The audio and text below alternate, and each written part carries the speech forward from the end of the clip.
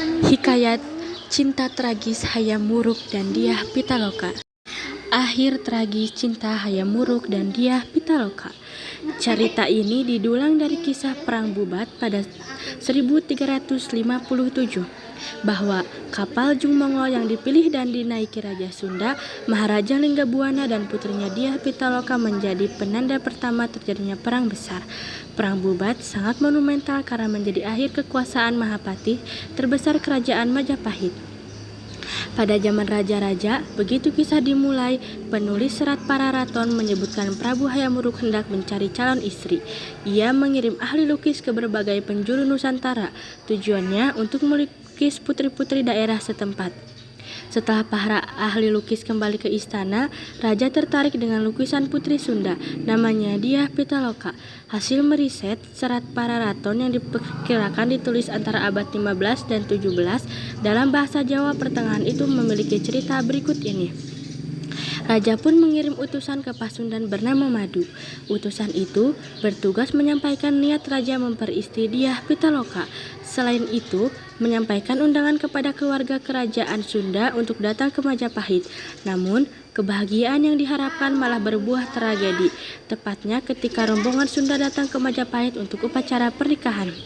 Konflik mulai muncul ketika kapal yang membawa rombongan Sunda ternyata merupakan armada dari bangsa Jung Mongol, musuh lama Majapahit. Hal ini menimbulkan kecurigaan dan ketegangan di antara kedua kerajaan. Pertanda buruk makin terlihat saat Hayam Wuruk hendak menyambut rombongan Sunda di Bubat. Mahapati Gajah Mada melarang kehendak Hayam Wuruk karena melakukan penyambutan sama saja dengan merendahkan martabat Majapahit. Karena tak kunjung disambut, akhirnya Raja Sunda mengirimkan Patih Anepaken untuk menemui Gajah Mada di ibu kota. Oleh Gajah Mada, Anepaken dan seluruh Sang rombongan Patih Sunda jelas menolak. justru diminta tunduk di bawah Anepaken kekuasaan kembali Majapahit. ke permukiman rombongan Sunda. Beberapa hari kemudian, tanpa sepengetahuan Hayam Wuruk, datanglah pasukan Gajah Mada ke permukiman rombongan Sunda.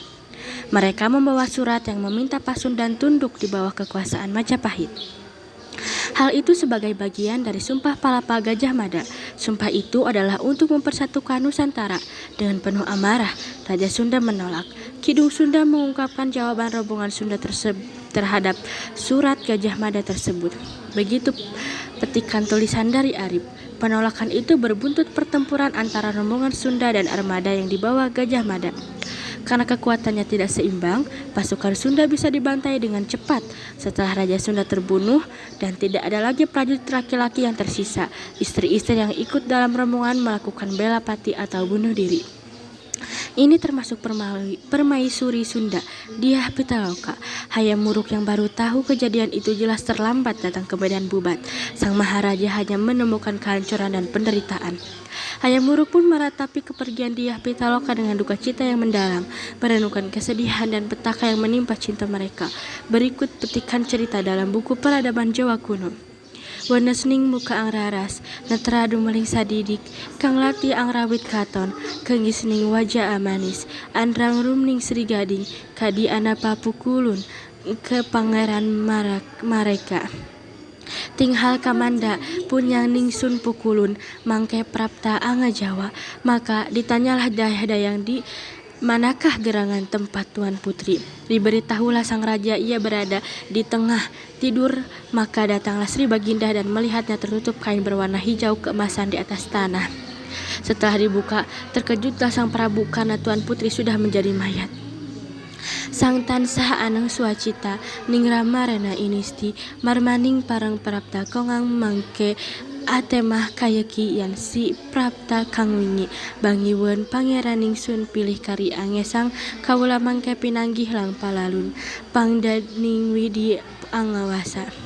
Pucat mukanya mempesona, matanya sedikit membuka, bibirnya indah dilihat, gigi-giginya yang tak tertutup terlihat manis, seakan menyaingi keindahan Sri Gading.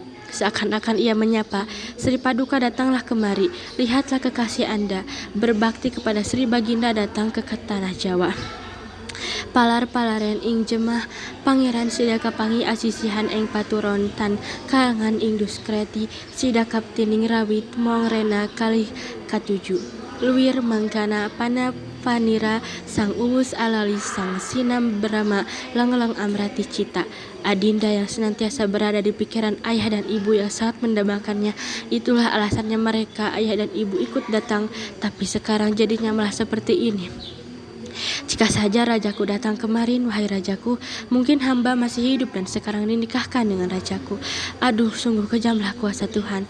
Sang saya Raja Kagagat, peteng rasani kang ati, kapati sira sang kanton, kang tangis mangkinin gumirih, lubiar guruh ing Kartini. Matag panedeg ing santun awor suaraning kumbang, tangising wong lanang istri ararep pangur, raning gelur lukar. Semakin lama, semakin sakit rasa penderitaannya sang raja. Hatinya terasa gelap, sang raja semakin merana, tangisnya semakin keras, bagaikan guruh di bulan ketiga yang membuka kelopak bunga untuk mekar, bercampur dengan suara kumbang. Setelah wafatnya Putri Sunda di Perang Bubat, Hayam Wuruk kemudian memperistri Padukasori, sepupunya sendiri. Sementara pemerintahan Sunda dilanjutkan Pangeran Niskala Wastukancana, adik Dyah Pitaloka yang tidak ikut rombongan berangkat ke Majapahit karena masih terlalu muda. Para ahli yang mengingkari terjadinya peristiwa Perang Bubat menjadikan ketiadaan informasi resmi dari dalam Majapahit sebagai dasar penolakannya. Sementara para ahli yang meyakini terjadinya Perang Bubat menjelaskan perang ini adalah aib bagi Majapahit sehingga tidak mungkin tertulis dalam kakawin kerajaan semacam negara Kertagama. Dari naskah-naskah kuno yang berkisah tentang kisah Perang Bubat ini menjadikan hubungan Hayam Wuruk dan Gajah Mada menjadi renggang dan terlepas dari cerita negara Kertagama. Gajah Mada adalah patih kepercayaan Hayam Wuruk hingga akhir hidupnya. Meski akhirnya kisah cinta dua sejoli yang penuh luka itu mengubah peta politik yang ada, Majapahit pun pada akhirnya juga bubar. Begitulah perjalanan sejarah Nusantara yang tidak hanya dipenuhi dengan keindahan seni dan kebesaran kerajaan, tetapi juga dengan tragedi hingga intrik politik, termasuk mitos yang hidup hingga sekarang tentang larangan orang Sunda menikah dengan orang Jawa.